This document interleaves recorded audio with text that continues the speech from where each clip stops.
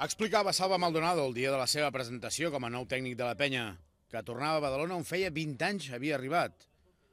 Ho va fer, curiosament, de la mà de Pedro Martínez, que el va portar com a entrenador. Diumenge al Palau Olímpic es tornaran a trobar cara a cara. Bueno, ja em va cridar per entrenar aquí d'ajudant, no?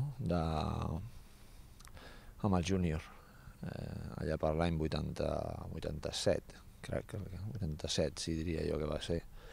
Grans records. I després em va cridar per Manresa, no? Vull dir que portem una relació de fa molts anys.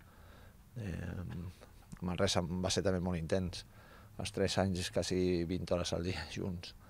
I bueno, tinc molt bona relació amb ell i estic molt agraït i som bastant bons amics. El maig té màxima dificultat contra un rival directe com és el Gran Canària, que a més arriba a la cita crescut després de tombar el Barça.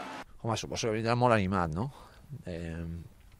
Molt animat, s'ha anat reforçant ara, amb atac els està costant molt, però si troben un partit bo ofensivament, a darrere són molt bons, molt sòlids, molt disciplinats i costa molt fer els apunts.